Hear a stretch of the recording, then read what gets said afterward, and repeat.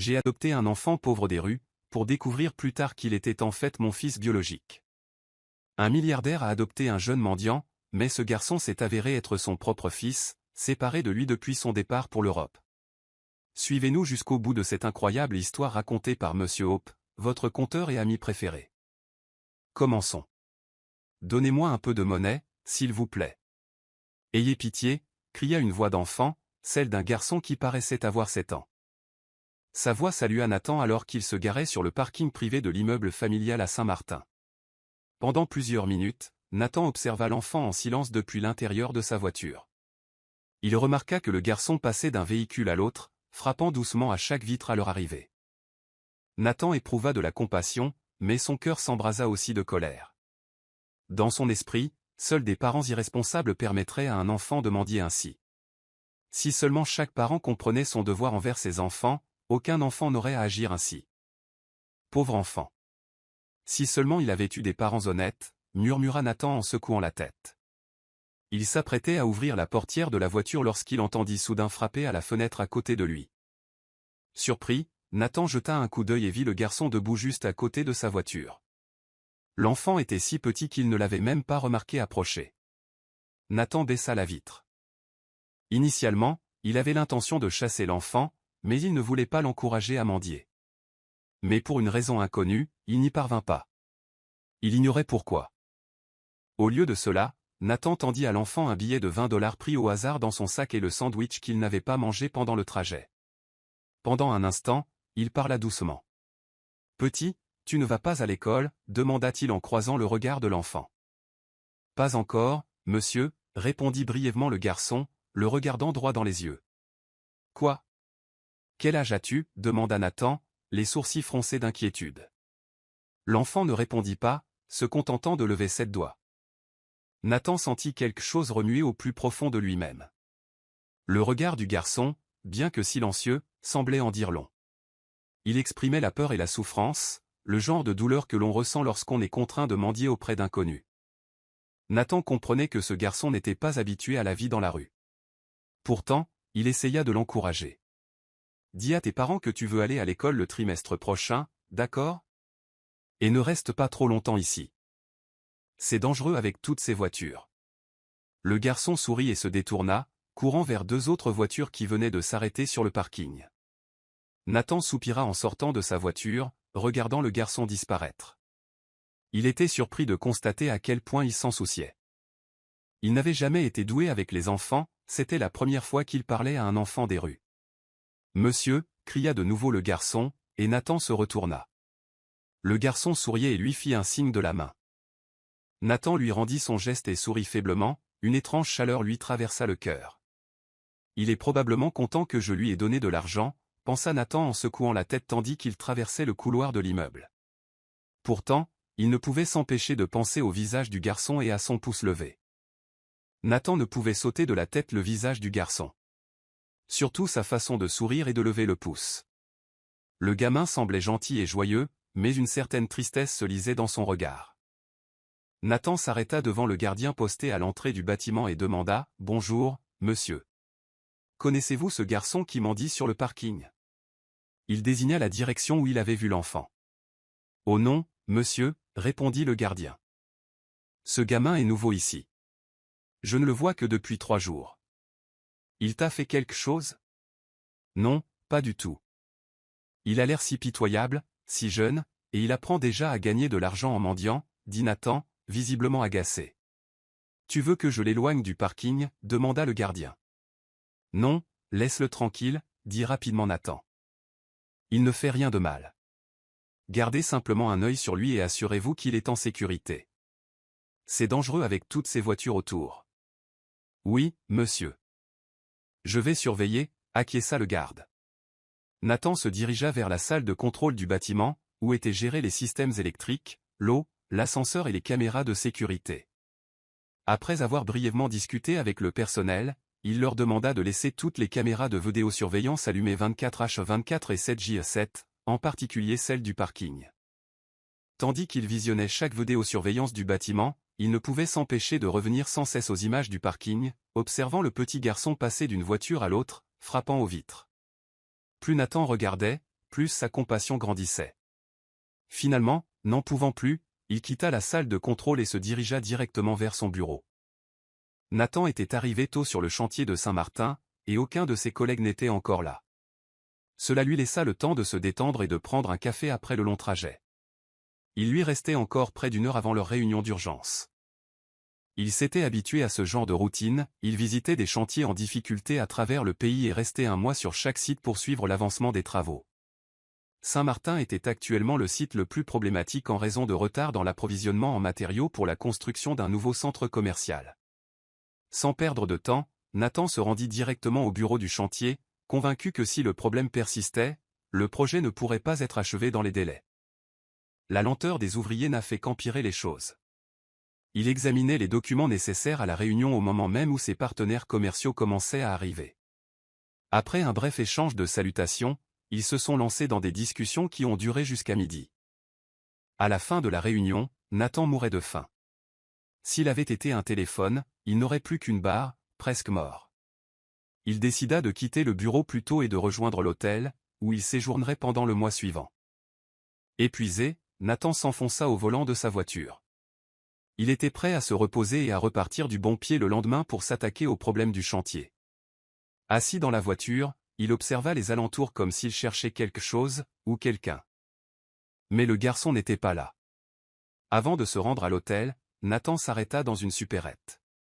Il parcourut les allées, à la recherche de quelque chose à manger. En voyant un étalage de chocolat et de biscuits, il pensa immédiatement au garçon et n'hésita pas à lui en acheter. Il prit également diverses boissons et collations pour son séjour à l'hôtel. Nathan ne comprenait pas pourquoi il avait envie de se préparer à une rencontre quotidienne avec l'enfant. Il avait même échangé certains de ses billets contre de plus petites coupures, rien que pour lui.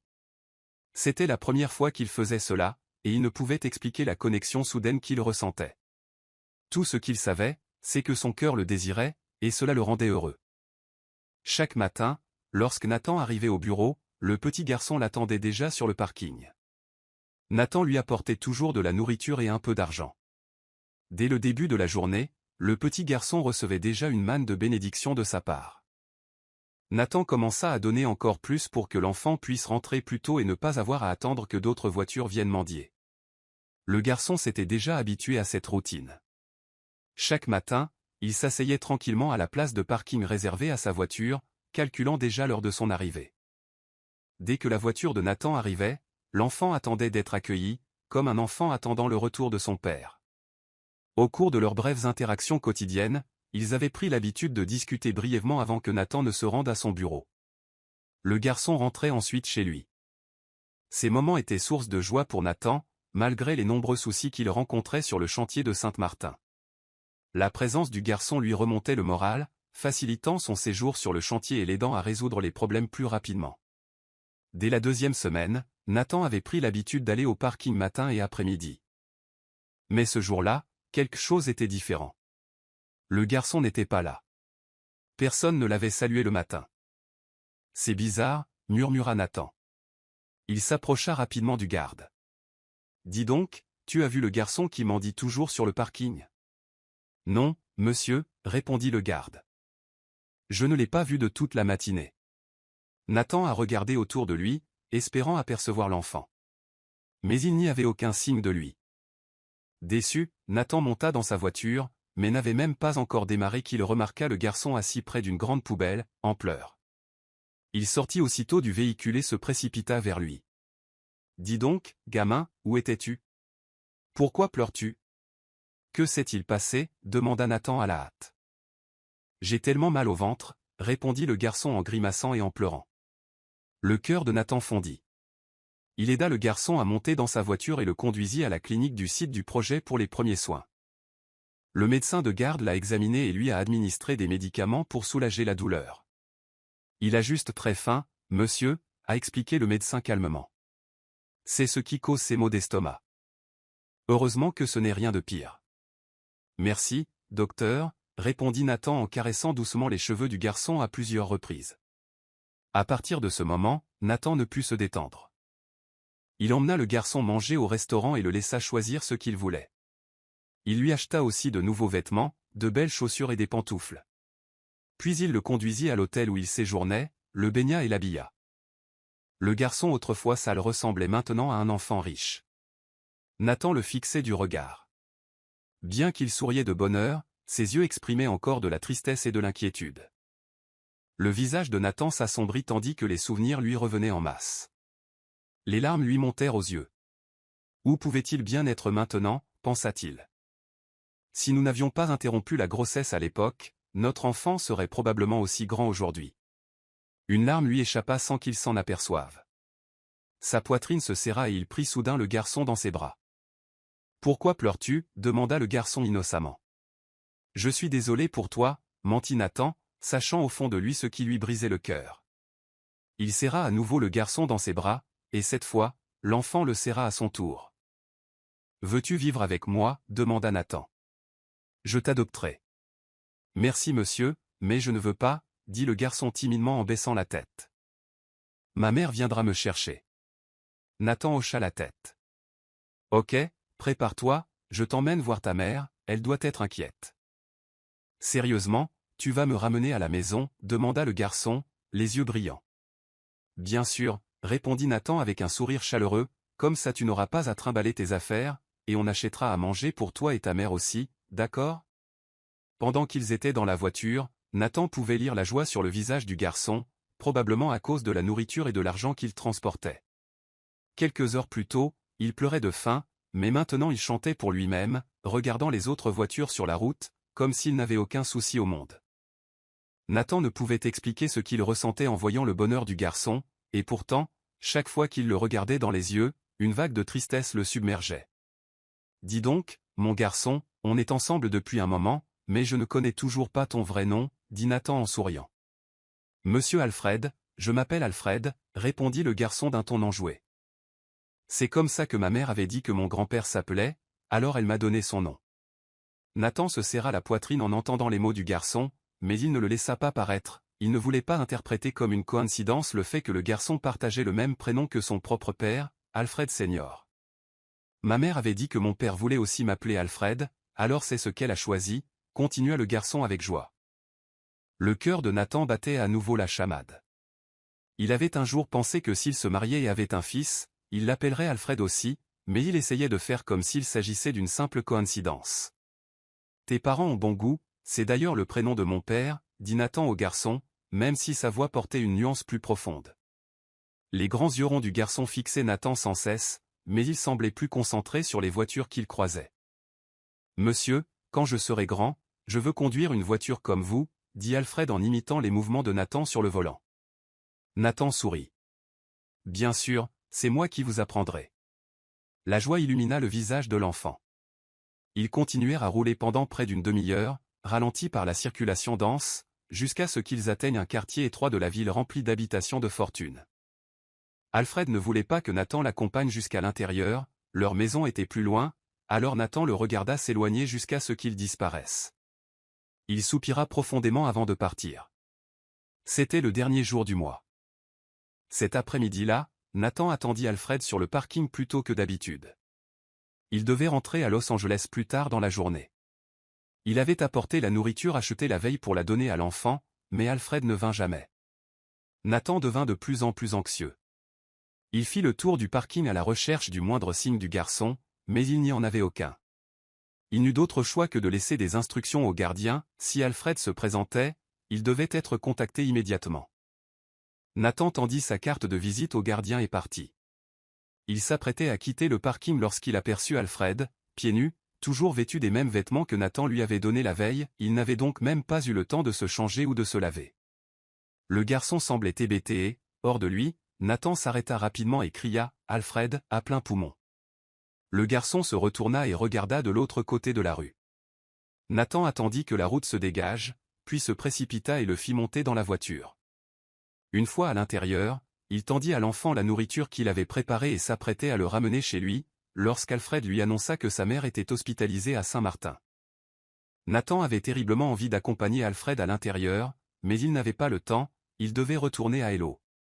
Au lieu de cela, il sortit de l'argent de son portefeuille, l'enveloppa dans du papier et le mit dans le sac en papier, avec la nourriture. Alfred serra le sac fermement en sortant de la voiture. Merci, monsieur, dit le garçon. Nathan lui dit d'attendre son retour. Même après son retour à Los Angeles, Nathan ne cessait de s'inquiéter pour Alfred. Son cœur était profondément attaché à l'enfant. Il ne souhaitait qu'une chose, l'adopter officiellement. Je ferai en sorte que cela arrive, se dit Nathan avec détermination. Il contacta son avocat pour en savoir plus sur la procédure d'adoption. Ce serait facile pour Nathan. Son statut et ses ressources lui permettaient d'offrir à Alfred une vie confortable et un avenir sûr. Il était déterminé à accueillir Alfred dans sa famille. Pourtant, au fond de lui, Nathan ne pouvait s'empêcher de ressasser son erreur passée, la décision qui l'avait conduit là où il était, il avait laissé la peur dicter ses choix. Peut-être qu'Alfred était le chemin vers la guérison de cette blessure. Plus tard dans la soirée, seul dans sa chambre, sans personne à qui parler, Nathan ouvrit un vieux téléphone portable, un qu'il considérait comme spécial. Il ne contenait que les messages d'une seule personne, Amanda. Il consultait souvent sa boîte de réception, même si aucun nouveau message n'était arrivé depuis des années. Pourtant, Nathan espérait qu'un jour elle pourrait la recontacter. Amanda était la femme qu'il avait autrefois profondément aimée, bien qu'il ait essayé de tourner la page, il n'y était jamais parvenu. Il était presque minuit et le sommeil le fuyait.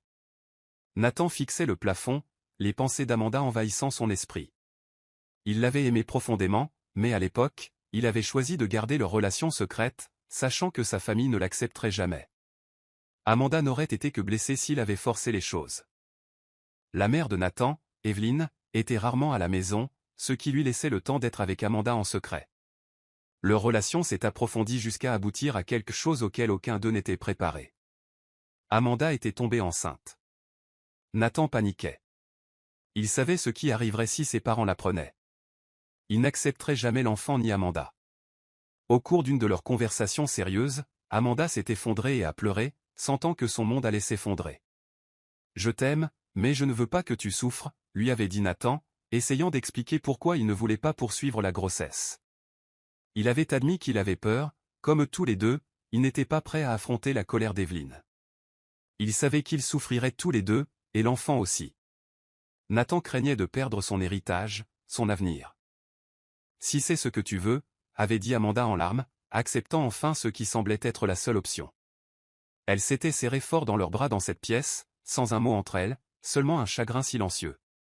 Le lendemain, Amanda avait dit à la gouvernante en chef qu'elle avait besoin de vacances. Elle avait dit qu'elle serait absente 15 jours, et la permission lui avait été accordée. « Assure-toi de revenir à l'heure, Amanda », avait dit la gouvernante en chef. « Oui, madame, je le ferai », répondit doucement Amanda. « Vous avez l'air d'avoir besoin de repos », ajouta la femme, remarquant la pâleur d'Amanda. Nathan entendit toute la conversation, s'inquiéta, voulant l'arrêter. Il savait ce qu'elle prévoyait de faire, le cœur serré, il la suivit jusqu'aux appartements de la femme de chambre et la serra fort dans ses bras. « Je suis désolé, je suis tellement désolé », murmura-t-il. Amanda ne répondit pas, ne voulant pas compliquer les choses. Nathan quitta la pièce et Amanda fondit en larmes en rangeant quelques affaires dans un petit sac. Elle rangea le reste de ses vêtements dans le placard. En rassemblant ses affaires, elle trouva sur son lit une enveloppe blanche contenant une grosse somme d'argent. Elle savait qu'elle venait de Nathan. À l'intérieur, on pouvait lire « Utilise cet argent, mon amour. J'attendrai ton retour. Pardonne-moi. » Après le départ d'Amanda, Nathan resta plusieurs jours sans quitter sa chambre. Evelyn le remarqua et commença à s'inquiéter. Elle prit l'ascenseur jusqu'au 2e étage et frappa plusieurs fois avant que Nathan n'ouvre enfin la porte. « Que se passe-t-il ? Pourquoi t'enfermes-tu ici » demanda-t-elle avec inquiétude. « Rien, maman, je ne me sens pas bien, mais ça ira » répondit Nathan. « Bon, descends dîner, ton père et moi avons quelque chose à te dire. »« Oui, maman » dit Nathan doucement, et Evelyn se détourna. 15 jours passèrent et Amanda revint au manoir. La gouvernante en chef l'accueillit avec joie, tout comme les autres membres du personnel. Amanda scruta les environs du regard, espérant apercevoir Nathan, mais elle se retint de poser des questions sur lui. Une autre bonne s'approcha et lui murmura « Tu as de la chance. Toute la famille est en vacances, ils seront absents pendant un mois. » Tout le monde était joyeux, sauf Amanda. Elle sourit poliment et se rendit directement aux appartements de la femme de chambre, suivie de la gouvernante en chef. Amanda ne perdit pas de temps, annonça qu'elle ne travaillerait plus et qu'elle était simplement revenue récupérer ses affaires. « Quoi? Pourquoi, Amanda ?» demanda la femme, surprise. « La mère de mon père est malade. Je dois retourner à la campagne et m'occuper de lui, » répondit Amanda, mentant pour cacher la vérité. La gouvernante en chef soupira. « Eh bien, je ne peux pas vous en empêcher, la famille est importante. » « Merci, madame, vraiment, merci de votre compréhension, » répétait Amanda, la culpabilité grandissant à chaque mot. « Si ça marche, vous pourrez toujours revenir. J'ai aimé travailler avec vous, vous êtes gentille et travailleuse. » « Merci beaucoup pour votre confiance, » dit Amanda avec un sourire forcé. La gouvernante fixa le départ d'Amanda à après-demain, juste avant le retour de la famille de vacances en Europe. Exactement un mois plus tard, Evelyn, Alfred Sir et Nathan rentrèrent de leurs vacances en Europe. Le couple de personnes âgées se rendit directement dans leur chambre pour se reposer, tout comme Nathan, mais ses yeux se scrutaient, Amanda était introuvable. Après avoir distribué les cadeaux au personnel de maison, Nathan demanda nonchalamment à la gouvernante en chef d'envoyer son repas à Amanda dans sa chambre. « Monsieur, Amanda n'est plus là, » annonça la gouvernante en chef, elle est déjà partie. « Pourquoi n'a-t-elle pas simplement demandé 15 jours de vacances ?» demanda-t-il, surpris. « Oui, monsieur, elle est revenue après sa pause, mais elle a immédiatement demandé à repartir. » « Quelle raison a-t-elle donnée ? A-t-il exigé ? Elle a dit que son père était malade et avait besoin de soins en province. Elle n'a rien dit d'autre ? Nathan a insisté, non, monsieur, juste ça. Nathan s'essuya le visage avec ses mains, frustré, ne dit rien et se dirigea vers sa chambre. Avant même de poser son sac, il ouvrit un tiroir et en sortit son téléphone portable, celui qu'il utilisait uniquement pour Amanda. Il composa son numéro, mais il n'y avait pas de réseau. Il vérifia sa boîte de réception, espérant ne serait-ce qu'un message, mais il n'y avait rien. Il rappela, plusieurs fois, mais en vain. « Amanda, s'il te plaît, allume ton téléphone, réponds à mes appels, je t'en supplie, » murmura Nathan en faisant les 100 pas dans sa chambre. Il aurait voulu crier, pleurer, exprimer toutes ses émotions, mais au lieu de cela, il s'agenouilla près du lit, les poings serrés, ne sachant même pas par où commencer pour la chercher. Il rangea le téléphone dans le tiroir, plein de regrets. Au fond, il savait exactement ce qu'il regrettait, mais il le gardait pour lui, c'était comme ça que les choses s'étaient déroulées par le passé.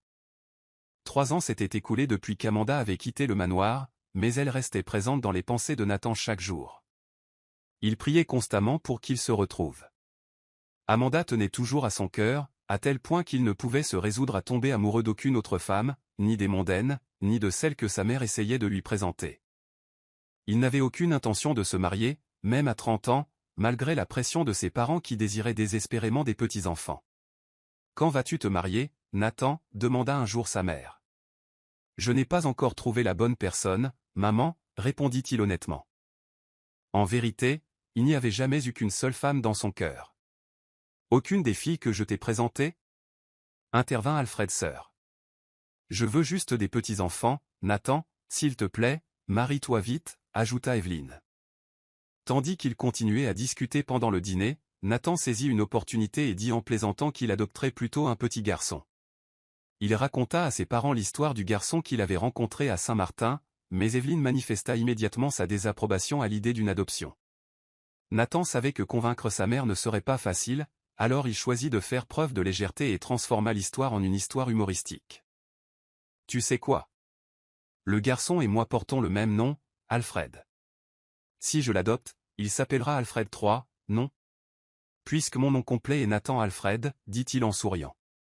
Alfred Sir rit doucement, mais Evelyn fronça les sourcils et changea rapidement de sujet pour parler de l'affaire familiale. Après le dîner, Nathan retourna dans sa chambre au 2e étage et ouvrit le tiroir où il rangeait ses vieilles photos. Il les étala sur le lit et sourit en regardant les images de son enfance. « J'étais mignon à l'époque, » murmura-t-il. Notre enfant aurait été si beau aussi si Amanda était restée. Une photo s'est démarquée, il ressemblait comme 2 gouttes d'eau à Alfred. Nathan a rapidement saisi son téléphone et a affiché la photo d'Alfred en train de mendier, prise depuis sa voiture. Tenant la vieille photo d'une main et le téléphone de l'autre, il fixa les 2 visages. « Ils se ressemblent presque, » murmura-t-il, cette ressemblance renforçant sa détermination. Il commença aussitôt à préparer tout ce dont il avait besoin pour son retour à Saint-Martin le lendemain. Le lendemain matin, alors que Nathan roulait sur la National Highway en sortant de Los Angeles, il reçut un appel de sa mère. « Où es-tu » demanda Evelyn. Nathan mentit. « Je vais à une réunion d'affaires de 3 jours, maman. » En réalité, il allait à Saint-Martin, mais pas pour le travail, mais pour Alfred. Nathan avait soigneusement élaboré un plan. Il devait parler d'adoption aux parents d'Alfred. Il leur expliquerait qu'il ne s'agissait pas de leur retirer l'enfant, mais de lui assurer un avenir meilleur. Il les laisserait continuer à faire partie de la vie d'Alfred, mais le garçon vivrait avec lui. Il était prêt. Arrivé à Saint-Martin, il se rendit directement à l'hôpital où il avait déposé Alfred. Il traversa rapidement le couloir jusqu'au service des femmes, et là, il vit Alfred, assis tranquillement, veillant sur une femme endormie. Le cœur de Nathan se serra. La pièce était surchauffée et bondée, avec seulement 2 ventilateurs de plafond pour tous les patients. Il se demandait comment on pouvait guérir dans de telles conditions. Alors qu'il s'approchait pour surprendre Alfred avec la nourriture et les cadeaux qu'il avait apportés, Nathan aperçut la femme que le garçon surveillait. C'était Amanda. Ses yeux s'écarquillèrent. Il était figé sur place, incapable de parler. Il avait envie de pleurer, mais se retint. Il resserra sa prise sur la petite épaule d'Alfred, ce qui poussa le garçon à se retourner. « Monsieur Nathan, vous êtes là. »« Je rêve » s'exclama Alfred, les yeux remplis de larmes et d'espoir. Nathan ne répondit pas. Il serra fort le garçon dans ses bras. Une de ses mains restait posée sur celle d'Amanda, qui dormait encore à peine sortie du bloc opératoire. Selon le médecin, elle pourrait se réveiller plus tard dans la nuit, ou le lendemain matin. Nathan ne s'attendait pas à retrouver Amanda ainsi, la femme qu'il aimait le plus, inconsciente dans un service public étouffant. Il était furieux contre lui-même et accablé par la culpabilité. Si j'étais simplement sorti de la voiture en déposant Alfred ce jour-là, peut-être qu'elle ne souffrirait pas autant, pensa-t-il. Je suis tellement désolé, mon amour. Sans perdre de temps, Nathan fit transférer Amanda dans une chambre privée. Monsieur Nathan, cette chambre est vraiment chère. Je n'ai pas les moyens, dit Alfred d'une voix douce et inquiète. Pourquoi dis-tu que c'est ta responsabilité, Alfred demanda Nathan, perplexe. Tu t'occupes de ta mère tout seul? Oui, monsieur. Mon père est loin. Il ne peut pas venir, répondit tristement le garçon. Où est ton père? On pourrait peut-être le joindre et lui raconter ce qui est arrivé à ta mère. Ma mère a dit qu'on ne pouvait pas aller là où il est, parce que c'est vraiment loin. Elle a dit qu'on devrait juste attendre de pouvoir être à nouveau avec lui un jour, répondit Alfred, les larmes aux yeux. Ne sois pas triste, le rassura Nathan. Je suis là maintenant. Je prendrai soin de vous deux.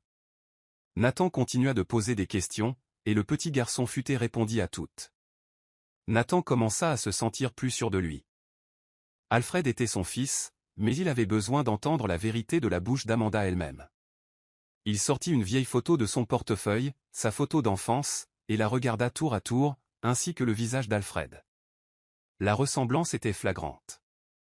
Il serra doucement la main d'Amanda, l'invitant silencieusement à se réveiller, mais elle resta inconsciente à cause du médicament.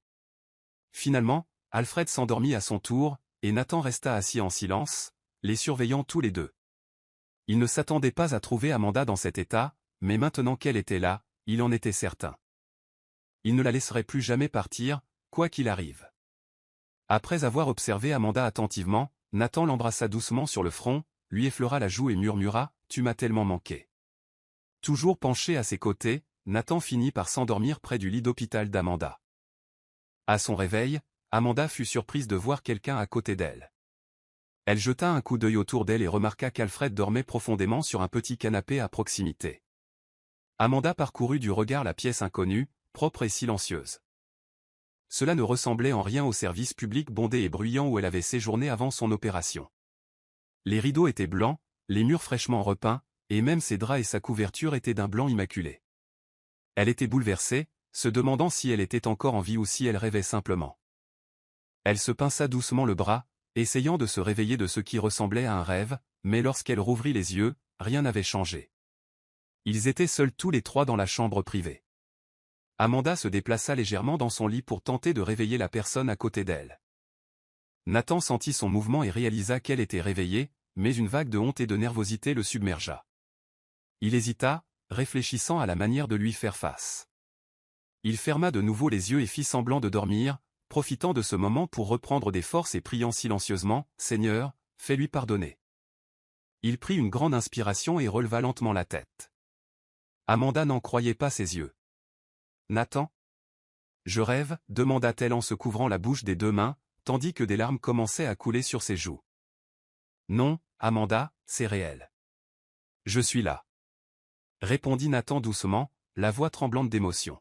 « Comment savais-tu que nous étions à l'hôpital ?» demanda Amanda en essuyant ses larmes. Nathan ne répondit pas. Il se pencha simplement et la serra dans ses bras. Amanda lui rendit gentiment son étreinte, et tous 2 pleurèrent en silence dans les bras l'un de l'autre. « Chut, ne pleure pas. Tu es encore faible, » murmura Nathan en lui caressant les cheveux et le dos.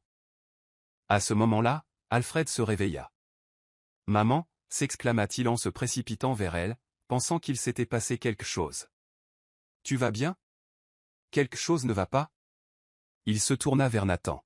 « Monsieur, qu'est-il arrivé à ma mère ? Pourquoi la serrez-vous dans vos bras ?» Amanda se tourna vers son fils. « Alfred, mon chéri, j'ai quelque chose à te dire. » Alors qu'Alfred s'approchait, Nathan s'agenouilla devant lui et le serra fort dans ses bras. « C'est ton père, mon fils » dit Amanda d'une voix tremblante. Nathan se figea, mais ses paroles étaient claires. Il n'avait plus besoin d'entendre quoi que ce soit. Il se leva et serra Amanda dans ses bras une fois de plus. « Je suis vraiment désolé, mon amour. Je te le promets. Je vais arranger les choses. Je ne te quitterai plus. Je ne te laisserai jamais partir, » murmura Nathan à son oreille. « Tu n'as rien fait de mal, Nathan. C'était ma décision. Je te l'ai caché parce que je t'aime, » répondit Amanda en larmes. Les larmes de Nathan coulèrent à nouveau. Il sentait l'amour d'Amanda pour lui, toujours aussi fort. « J'ai quitté le manoir, terrifié. Je ne voulais pas que quiconque à la maison découvre que j'étais enceinte. Je ne pouvais pas aller jusqu'au bout de ce que nous avions prévu.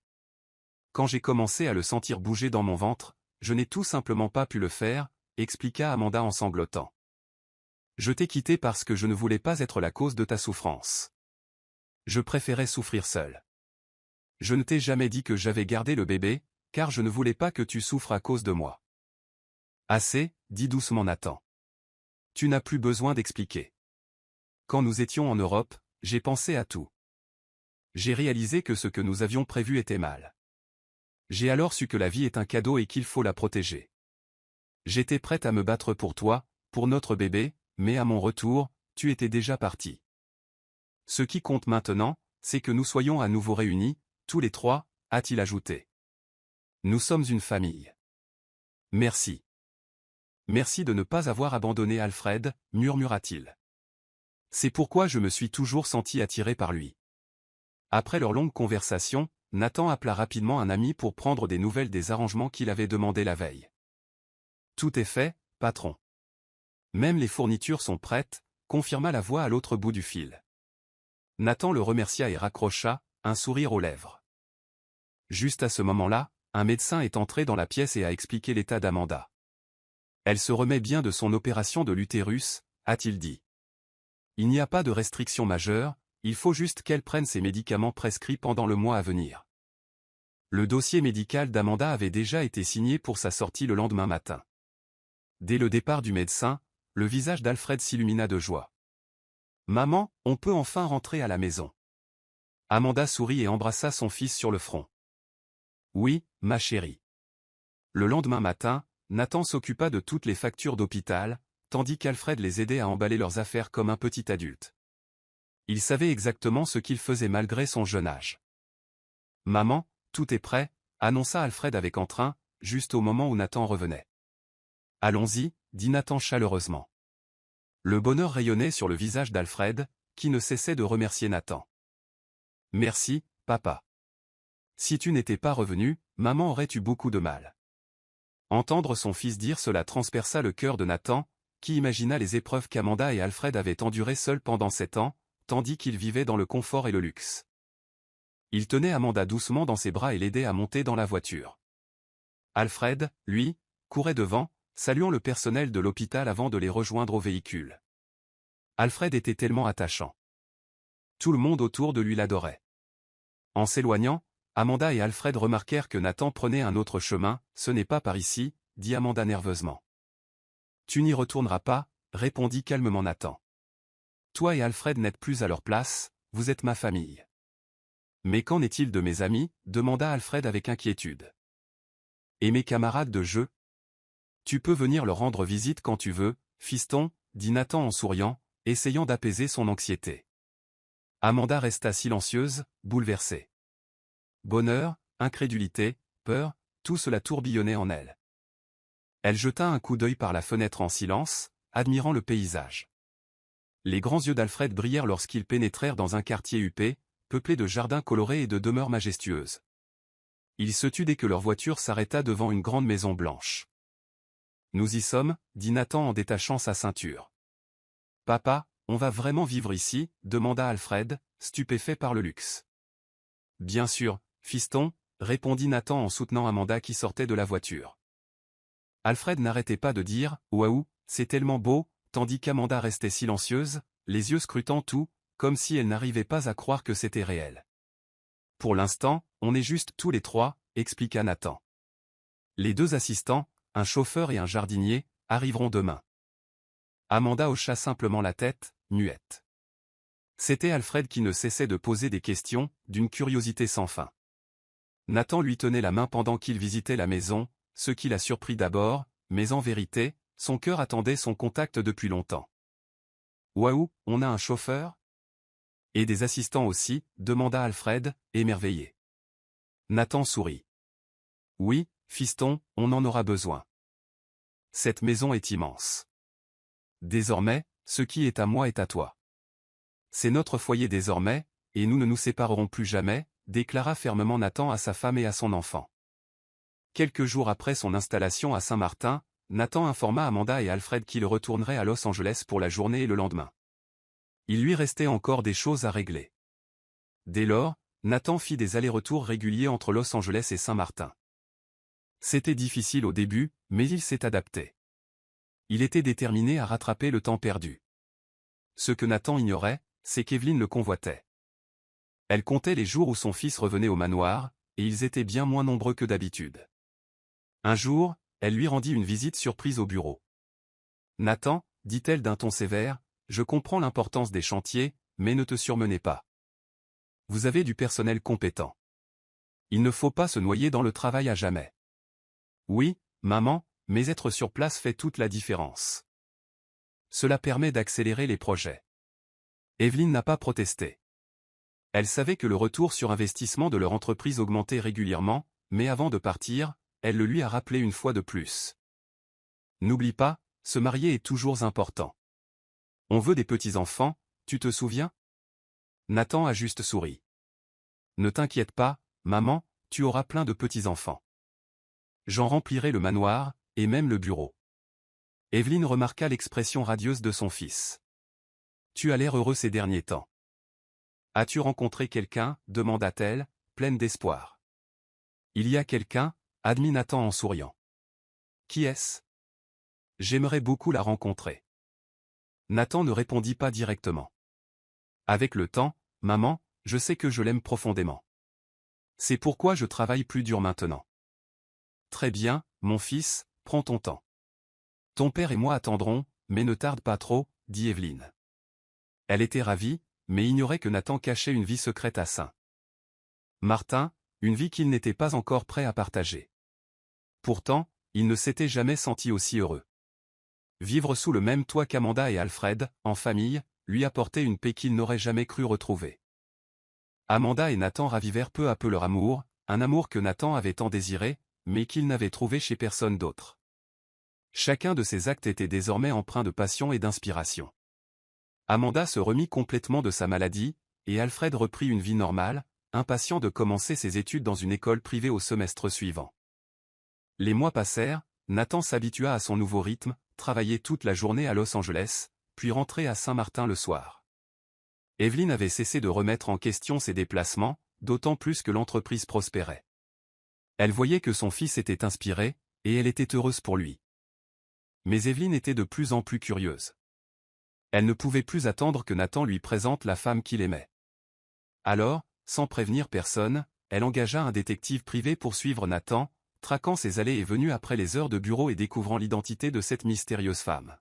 « Madame, promit l'enquêteur, vous aurez les résultats d'ici un mois. »« Bien, » répondit Evelyne. Elle imaginait déjà un mariage grandiose pour son fils unique. Elle ne voulait plus attendre. Elle prenait désormais les choses en main. C'était un dimanche chez Nathan, à Saint-Martin. Amanda et Alfred préparaient joyeusement le repas pour leur journée de baignade habituelle en famille, un moment qu'Alfred attendait toujours avec impatience. Depuis la piscine, Nathan regardait sa femme et son fils flotter sur une bouée gonflable en forme de canard, leur rire résonnant dans l'air. Une joie irradiait sur le visage de Nathan, une joie qu'il n'avait pas ressentie depuis qu'Amanda avait quitté le manoir des années auparavant. Tant de choses avaient changé. Amanda, autrefois mince et fragile, rayonnait désormais. Alfred, autrefois enfant des rues en difficulté, était désormais plein de vie. Nathan se leva et s'apprêta à les rejoindre dans la piscine lorsque son téléphone sonna. Il l'ignora et plongea dans l'eau. Il nagea jusqu'au centre, faisant tournoyer la bouée avec Amanda et Alfred dessus. Parfois, il soulevait Amanda dans l'eau tandis qu'Alfred s'accrochait à ses épaules en riant aux éclats. Ils étaient si heureux ensemble, comme une famille parfaite. Alors que Nathan aidait Amanda à s'asseoir solidement sur la bouée, il la demanda soudain en mariage. « Amanda, j'ai attendu ce moment si longtemps, commença-t-il. Je suis désolé pour les erreurs que j'ai commises. J'espère t'avoir montré que j'ai changé et que je veux vraiment me rattraper. Mais je ne peux le faire que si je peux passer chaque jour avec toi. Pour toujours. Veux-tu m'épouser » Amanda ne put d'abord répondre. Les larmes lui montèrent aux yeux, les mains sur la bouche. « Oui, papa » interrompit Alfred avec joie. Nathan rit et sortit rapidement la bague, la glissant au doigt d'Amanda. Elle sourit à travers ses larmes, secouant la tête devant la malice d'Alfred.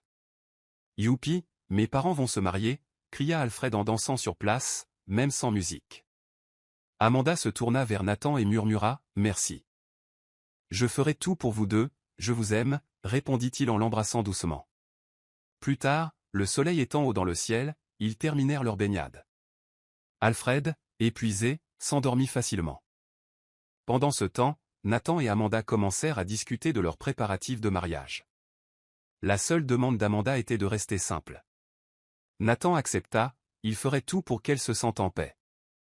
Le lendemain matin, Nathan retourna à Los Angeles pour travailler. Alfred alla à l'école, tandis qu'Amanda resta à la maison, assise tranquillement sur la véranda. Là, elle remarqua deux voitures blanches qui passaient à plusieurs reprises devant leur maison. Une pointe de peur la saisit. Son instinct s'éveilla, mais elle essaya de se calmer, espérant que Nathan et Alfred rentreraient tôt. Puis son téléphone sonna. C'était Nathan. « Je suis contente que tu aies appelé » dit Amanda avec inquiétude. « Qu'est-ce qui ne va pas, mon amour » demanda Nathan. « Deux voitures blanches passent devant notre maison. Mais personne ne sort. » Dès que Nathan entendit des voitures blanches, l'anxiété le saisit. Il savait que les seuls véhicules blancs immatriculés au manoir appartenaient à sa famille. « Reste à l'intérieur, Amanda. Verrouille les portes. Ne sors pas. Je vais chercher Alfred, et j'irai directement là-bas, dit-il d'une voix ferme mais tendue. Amanda retourna au salon et s'assit sur le canapé. Plus d'une heure plus tard, la sonnette retentit. Elle était sûre que ce n'était pas Nathan. « Madame, on vous cherche » dit la gouvernante. Amanda soupira et ordonna à la gouvernante de laisser entrer l'invité.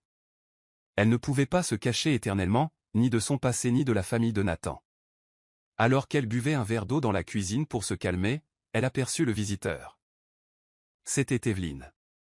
Elle tournait le dos à Amanda. Amanda reprit son calme et s'approcha d'elle, la saluant calmement. Juste à ce moment-là, Nathan et Alfred arrivèrent. L'expression d'Evelyne était indéchiffrable.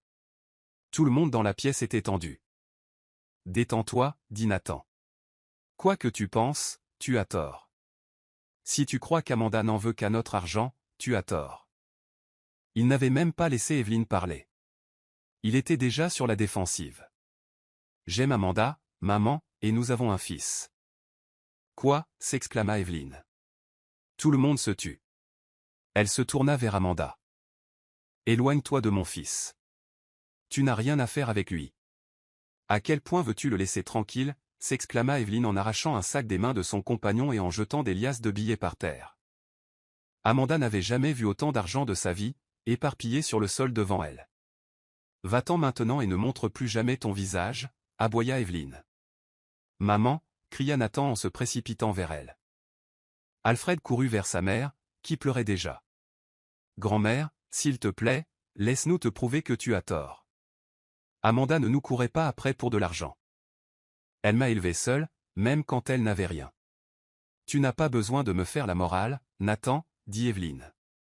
Je sais tout. Je t'avais déjà suivi. Elle n'a rien. Elle n'est pas faite pour toi. Si tu insistes pour être avec elle, je te prendrai tout. Tu n'auras rien. Amanda s'avança, suppliant Nathan. Écoute-la. Ne souffre pas à cause de nous. Laisse-nous partir.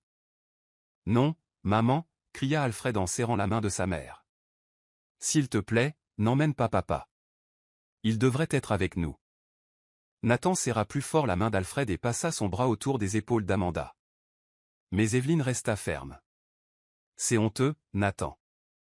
Je t'ai élevé avec classe, et c'est comme ça que tu me remercies? Hurla-t-elle. Grand-mère, s'il te plaît, ne nous enlève pas papa. Alfred cria de nouveau. Evelyne était stupéfaite. C'était la première fois qu'on l'appelait « grand-mère ». Elle regarda Alfred un long moment. Puis, doucement, l'enfant répéta « S'il te plaît, grand-mère, n'emmène pas papa. Je te promets que je ne te demanderai pas d'argent. Je peux gagner de l'argent moi-même. Je m'en dirai dans la rue tous les jours s'il le faut. » Evelyne garda le silence. Les paroles de l'enfant la frappèrent comme de l'eau glacée tombant du ciel. Ses yeux devinrent rouges, comme si elle retenait des larmes. Dans les yeux ronds d'Alfred, elle vit soudain Nathan comme un garçon, suppliant, implorant. Elle s'effondra. Avant que quiconque puisse dire un mot, Evelyne s'agenouilla et serra Alfred dans ses bras. Le garçon la serra également de ses petits bras. « J'y réfléchirai, mon cœur, dit-elle doucement. Alfred sourit de surprise lorsqu'Evelyne se retourna et se dirigea vers sa voiture. Personne ne pouvait deviner ce qu'elle pensait vraiment, mais ils étaient soulagés. Elle n'avait finalement rien dit de blessant. Nathan serra Amanda dans ses bras et murmura « Ne t'inquiète pas. Cette fois, je me bats pour nous. » La maison était silencieuse. Nathan, Amanda et Alfred étaient assis tranquillement sur le grand canapé, ruminant encore ce qui venait de se passer. Soudain, le téléphone de Nathan sonna. C'était sa mère. « Réponds, papa. » « Grand-mère appelle, » dit Alfred avec enthousiasme. Nathan répondit. « Salut, maman. Je t'attends au manoir, Nathan. » « Rentre quand tu seras prête, » dit doucement Evelyne. « Et si tu veux amener ta famille, c'est à toi de voir. »« Oui, maman, » répondit Nathan d'une voix pleine d'espoir. Amanda et Alfred avaient tout entendu. La tension émotionnelle de tout à l'heure se transforma en sourire. Nathan se leva et serra sa femme et son fils dans ses bras. « Je suis désolé, mon amour, pour la réaction de ma mère, » murmura-t-il à Amanda. « Tu n'as pas besoin de t'excuser. Je comprends ce qui s'est passé, et je m'y suis préparé depuis longtemps, » répondit doucement Amanda tandis que Nathan lui baisait la main. Le lendemain matin, Amanda s'affairait à tout préparer pour ses garçons, les affaires de Nathan pour le travail, celles d'Alfred pour l'école. La vie avait repris son cours normal, comme si la tempête de la veille était complètement passée. Un mois s'était écoulé. L'anniversaire de mariage des parents de Nathan approchait à grands pas. Tous les employés et amis de leur siège social à Los Angeles étaient invités. C'était peut-être le moment idéal pour présenter ma famille au public, pensa Nathan. Quoi qu'il arrive, il est clair que ma mère n'est plus en colère. Elle est juste un peu froide parce que je lui ai caché la vérité. Mais on va s'en sortir. Il fut tiré de ses pensées lorsque sa secrétaire lui demanda « Monsieur, dois-je envoyer le mémo de Madame Evelyne ?»« Quel mémo ?» demanda Nathan. « Celui qui exige que toutes les invitées portent des robes blanches et les invités des smokings noirs pour l'anniversaire de vos parents, » dit-elle. Nathan fronça les sourcils. « Pourquoi blanc ?» Il était perplexe, mais choisit de suivre les instructions. Puis, l'assistante personnelle d'Evelyne appela.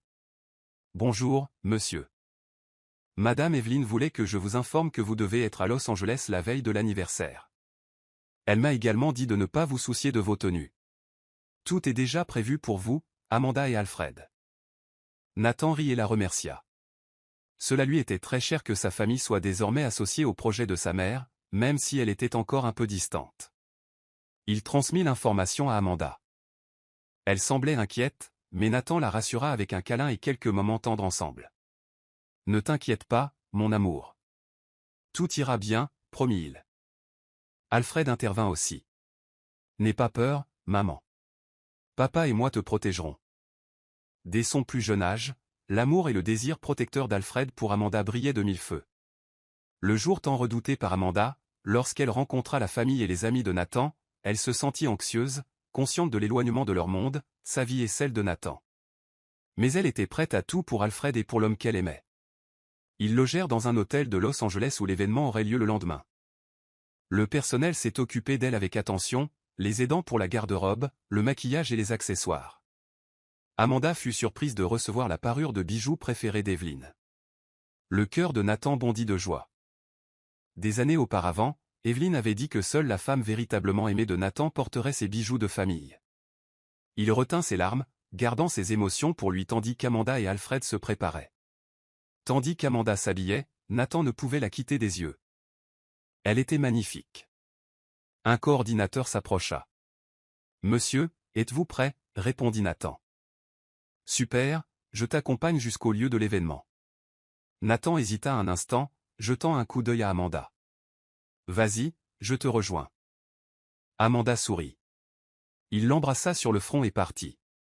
Une demi-heure plus tard, Amanda était prête. 4 femmes qui lui étaient assignées l'encadraient alors qu'elles approchaient de la grande entrée de la salle. À l'intérieur, tout était prêt. Nathan, Alfred et ses parents se tenaient près de la grande scène. Le lieu était à couper le souffle, entouré de fleurs blanches, élégant et aérien, comme si un mariage était sur le point d'avoir lieu. Amanda, toujours à l'entrée, pensait la même chose. Soudain, une femme se précipita vers elle et lui tendit un bouquet blanc. Amanda le fixa, perplexe. Puis les portes à 2 battants s'ouvrirent. « Mesdames et messieurs, » annonça le maître de cérémonie, « levons-nous tous et assistons à la grande marche nuptiale. » Amanda resta figée, les genoux affaiblis. Nathan, dans la salle, était tout aussi stupéfait. Des projecteurs éclairaient la salle et de grands écrans LED diffusaient des images d'Amanda et de Nathan. Tout devint clair. Les yeux de Nathan s'emplirent de larmes. Il se retourna et serra ses parents et Alfred dans ses bras. « Papa, c'est aujourd'hui ton mariage avec maman ?» demanda Alfred. « Oui, mon fils » répondit Evelyne d'une voix douce. Au début de la marche nuptiale, l'interprétation émouvante de « Beautiful in White » par une chanteuse emplit l'air. Amanda voyait à peine à travers ses larmes. Mais lorsqu'elle regarda devant elle et vit Nathan qui l'attendait, lui aussi en pleurs, elle s'avança. Alfred, soutenu par ses grands-parents, regardait fièrement. Nathan rejoignit Amanda à mi-chemin, lui prit la main et ils se dirigèrent ensemble vers la scène. L'officiant était déjà en place. Les larmes d'Amanda continuaient de couler. Nathan les essuya doucement et plaisanta, « Pleurons après le mariage, ma chérie, sinon ton maquillage risque de couler. » Heureusement qu'il est waterproof, murmura Amanda avec un rire tremblant. La cérémonie de mariage commença. Tout le monde pensait qu'il ne s'agissait que d'une fête d'anniversaire, mais Evelyne et Donald préparaient ce mariage surprise depuis le début. Seuls quelques amis proches étaient au courant. L'officiant fit la déclaration finale. « Vous pouvez maintenant embrasser la mariée. » Nathan souleva lentement le voile d'Amanda et l'embrassa tendrement. Le public éclata d'applaudissements.